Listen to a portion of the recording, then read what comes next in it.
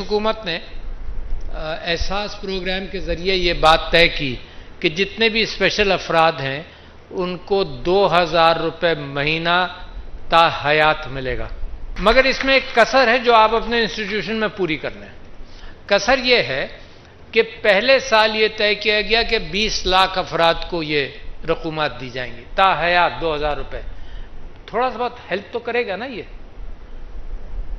تو پتہ یہ چلا کہ حکومت کی رجسٹری نادرا کے اندر صرف 3.5 لاکھ لوگوں کا اندراج ہے اور 20 لاکھ کا حکومت نے طے کر لیا ہر سال کے لیے فی الحال۔